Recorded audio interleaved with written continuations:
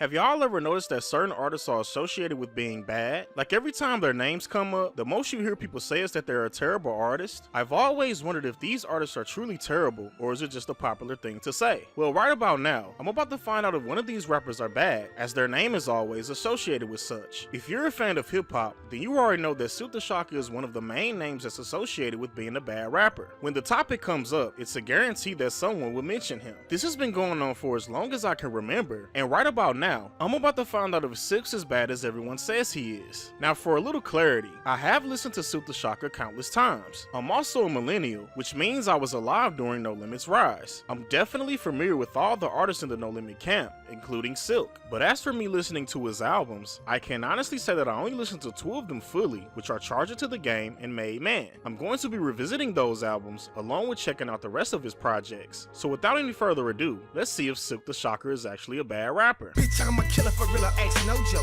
Sliding us so fast and slow. I got to pop it and stop it.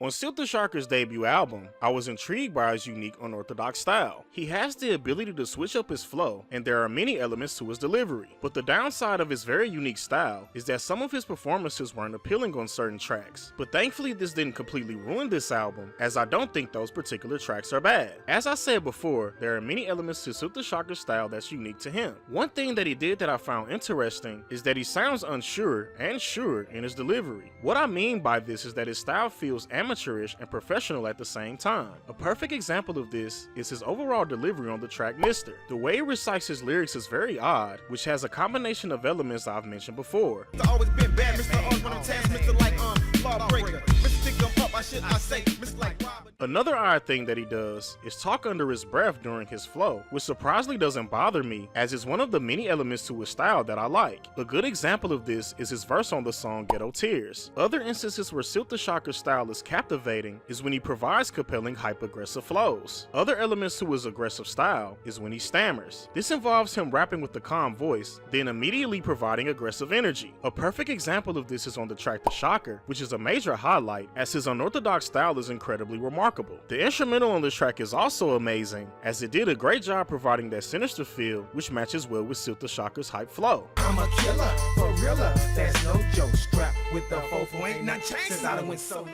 The production is another highlight on this album, as the beats are very catchy and creative. One major highlight for me is the song If My Nine Could Talk. The dark creative elements of this track are amazing, and Silkk also matches the creative feel of the production by providing his signature unorthodox style. Another great element of this album are the various features from the No Limit artist. I was a bit worried on the intro track Murder, as Master P completely took over the song, as he has an intro, recites the chorus, has a verse, and provides a long outro. Thankfully this was the only time on the album where I thought Master P's presence was too much. He appears a lot on this album, but his showings are like that of a mixtape DJ, as he did a fantastic job hyping up Silkk during tracks, and he also provides great verses on songs. Other highlights from the featured guest consist of R&B acts, as they provide amazing singing vocals. A major highlight that showcases this is Moby Dick and Pure Passion on the song My Car. Their singing performances are very catchy, and the instrumental is amazing as well. Silkk also kills this track with his unique style.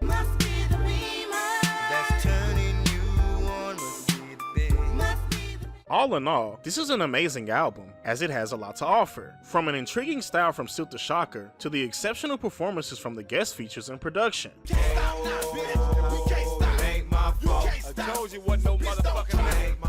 This album was very disappointing, as Silkk took a major step back. Most of his performances lack the same energy of his previous project, and his unorthodox style is unappealing for the most part. His flow is more mellowed out, which leads to a lot of songs being boring, as his relaxed style is low energy. Even when he did provide a hype style, it's not that great, as his signature stammering flow is unamusing. Another downside is that the production is lackluster, as a lot of the instrumentals feel very generic. One thing Silkk did well though is provide good concepts. There's a mafia feel to this album, as Silkk constantly talks about loyalty and family. He also addresses himself as a made man, as he showcased the traits to do so. Silkk references this concept throughout this album, which led to some really good tracks. Major highlights for me is when Silkk provides passionate performances about the hardships of the street life. On the song If I Don't Gotta, Silkk raps in the perspective of someone who feels useless to the world, as all they know is the dope game. This leads to him thinking about death and wonders if he's supposed to be living. It's a really great great concept and the execution is really good, as the slow depressing instrumental matches well with Silkk the Shocker's passionate performance. But I don't wanna die, but I won't be here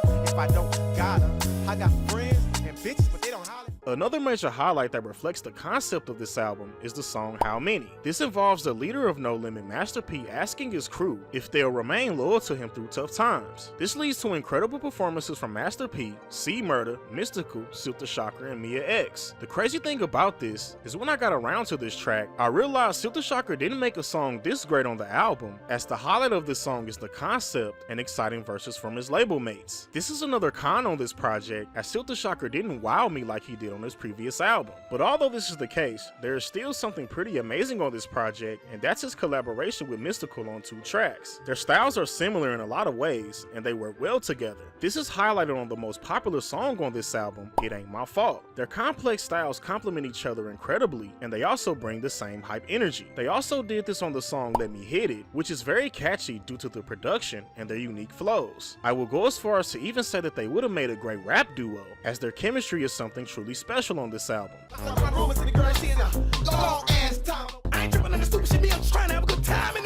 In conclusion, this album was a letdown as a whole, as it's filled with uninteresting performances and production, but there is still some magic in certain aspects which shouldn't go unnoticed. For real. I know we from different sides, you know.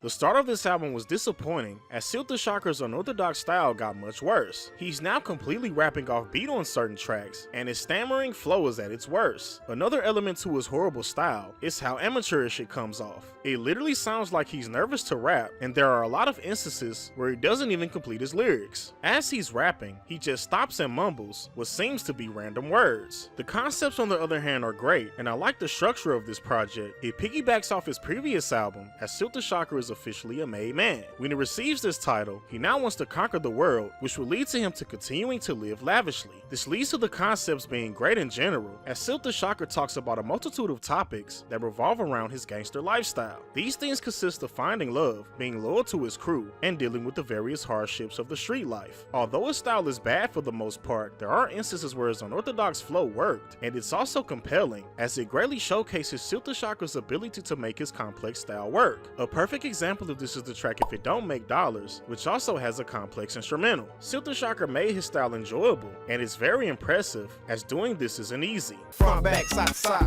in my 6'4", just cause of my rap, a nigga see everybody something. Hitting the flow, I be like, Silkk the Shocker also has extremely catchy flows on the tracks No Limit and Mr. 99. Mr. 99 is a continuation of the song Mr. from his debut album, The Shocker. It's a much better track, as it has very addictive elements due to the production and Silkk's impressive unconventional style. The song No Limit has a great concept that involves people in Silkk's crew asking him various questions, and when he answers these questions, his flow and lyrics are extremely catchy. Another great thing about this track is the appearance from Mystical, which continues to highlight their incredible chemistry. The same can't be said for the second installment of the song It Ain't My Fault on the song It Ain't My Fault 2. This song consists of Mystical killing his verse, while Silkk the Shocker provides an amateur-like style with horrible delivery. every rhyme on time, that's how you make a hook about it.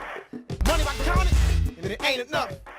The love tracks Silkk the Shocker provides on this album are decent for the most part. On the song Somebody Like Me, him and Maya's chemistry felt unauthentic. This is due to Silkk the Shocker's beginner-like style and Maya's singing not matching well with the low-quality knockoff R&B instrumental. But on the song All Because of You, Silkk the Shocker and Mia X's styles complement each other well. I just didn't like the sound of the beatboxing instrumental. But one of the worst, yet hilarious aspects of this album are the songs dedicated to Silkk's fallen homies. These songs contain his worst flows, as it's both painful to listen to and laughable. A perfect example that highlights this is the song It's Going Around Outside. Silkk does this funny thing where he's trying his hardest to sound sad, but it comes off as being cringy and hilarious. His stammering flow is at its worst, as he intensely recites his words with extra emphasis, and he completely raps off beat. It's supposed to be one night stand. I ain't supposed to be here. Mom and dad never was in love.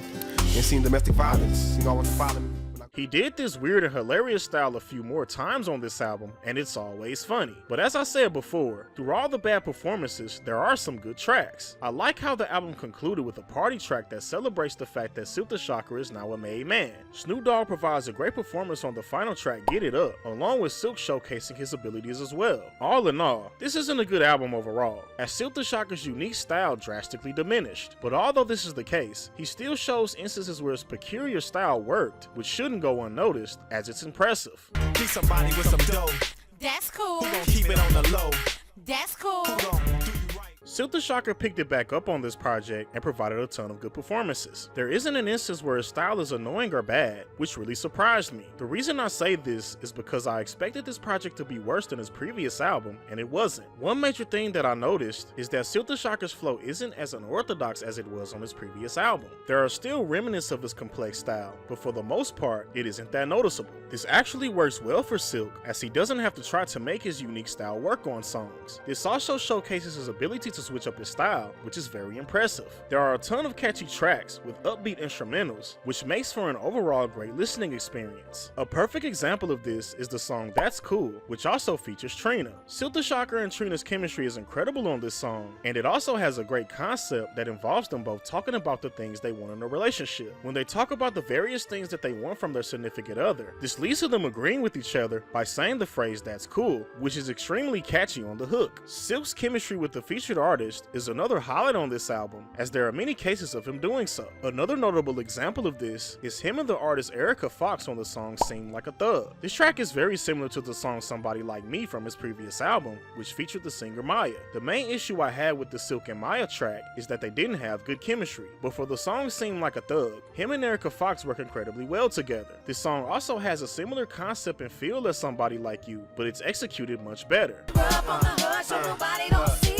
You like 'em thuggish? I'm thuggish you get. I see you checking me out. The production on this album is great for the most part, and Silkk the Shocker provides a wide range of concepts that involve him rapping about his continued success in the rap game, the struggles of everyday life, and a lot more. This album really does have a lot to offer, and the performances from Silkk the Shocker and the guest features are solid. But although I enjoyed this project for the most part, some tracks felt very generic due to the production and uninteresting performances. But all in all, this is a pretty good album. Just waking up in the morning, gotta thank God. I don't know, but last night seemed kinda odd. The spot was hot. I was excited at the start of this album, as Silkk the Shocker provides an incredible performance on the intro track We Like the Girls. His flow is the best I've heard from him, as he effortlessly raps over the crunk instrumental. Another thing that I noticed is that he's very confident in his delivery, and he recites his lyrics very clearly. This was like something I've never heard from Silkk, and I was excited to hear what this album had to offer. Another good thing Silkk did at the beginning of this project was introduce a very familiar style that showcases his unique flow. The style of his verse on the song Got It On Lock is very reminiscent of his previous albums, which involves him rapping calmly, then all of a sudden getting very loud. Although I didn't like his delivery on this track, I was still excited to hear Silkk going back to his roots.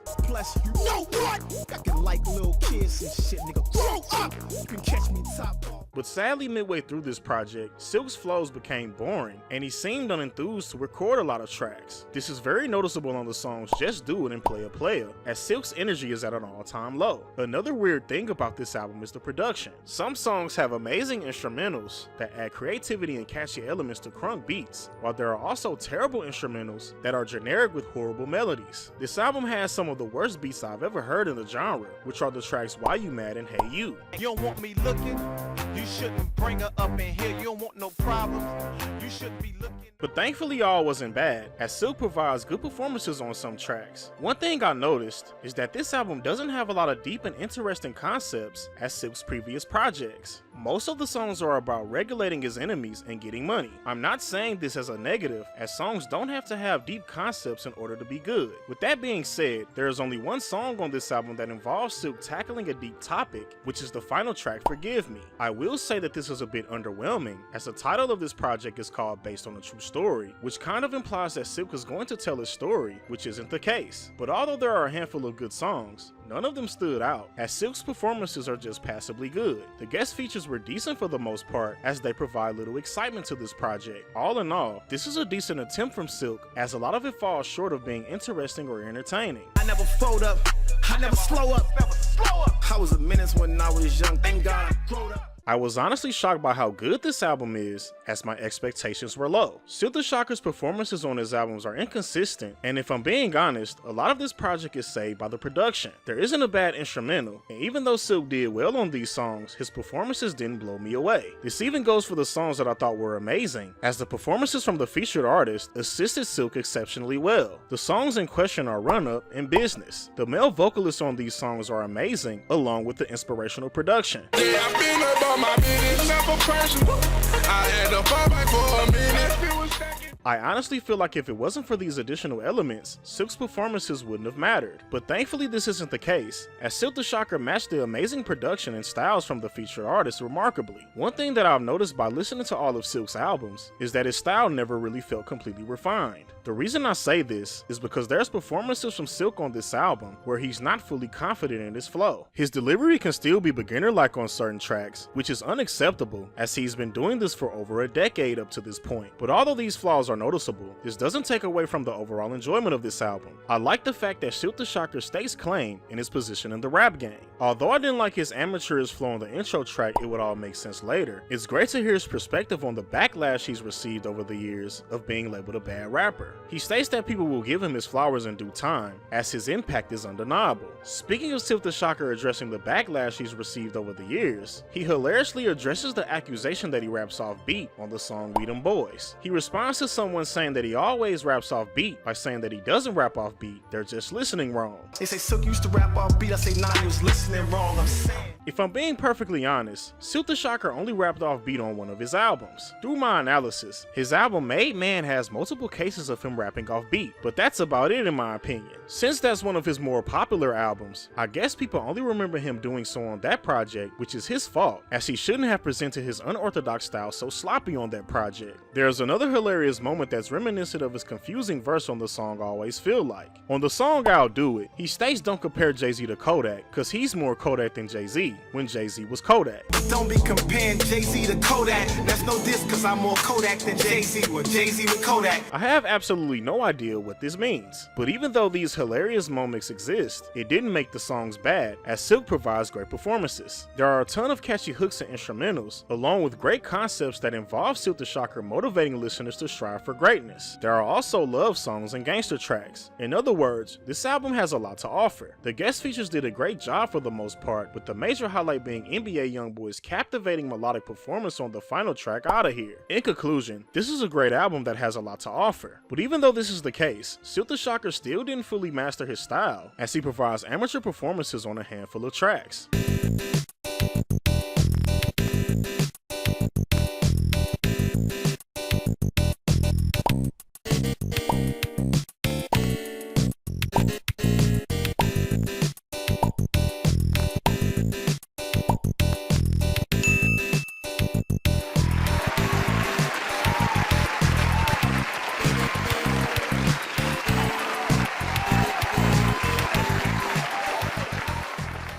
Now to answer the question, is Silkk the Shocker actually a bad rapper? Absolutely not. But even though this is the case, I definitely understand why people say that he is. His overall style is very inconsistent, as he never really mastered it in my opinion. There are moments where he's confident with his flow, and other moments where it seems like he's struggling to rap. This is noticeable throughout his discography, even down to his final project. But although this is the case, he made more enjoyable songs than he did bad or mediocre ones. This is because his unique style is intriguing when he executes it effectively. One thing that impressed me with Silkk is his ability to make his unique style work on a lot of tracks. He also switched his style up multiple times, and when he did, his performances were good overall. In my opinion, the rapping off beat allegations are false, as I only noticed him rapping off beat on a few tracks on the Made Man album. But just as I said in that review, all you need is a few instances of you doing said thing, especially if it comes from one of your most popular projects. People are only going to remember the times where he rapped off beat, and they're not going to bother to listen to his other albums. This is very similar to Ice Spice, as she used the same cadence on a few of her popular songs, which led to people creating the narrative that she has the same flow on every song. Both of these statements are false when it comes to Silkk the Shocker and Ice Spice, as the people that say these things don't actually listen to their music, because if they did, they'll know that Silkk doesn't rap off beat on every song, and Ice Spice doesn't have the same flow on every song. All in all, Silkk the Shocker isn't a bad rapper. He has the ability to provide multiple unique styles. He works well with collaborations for the most part, and he provides good song concepts. While listening to his discography, I mostly enjoyed his music. Even the albums that I thought weren't great still had good songs with high replay value. But just as I said before, I can understand if someone thinks he's not a good rapper, but I will also ask these people if they actually listen to his projects in order to give him a chance. I would most certainly hope so, as it's a norm to just say regurgitated takes in the hip-hop community. With all that being said, this was another episode of my Bad Rapper series. Stay tuned, because I plan to do a lot more.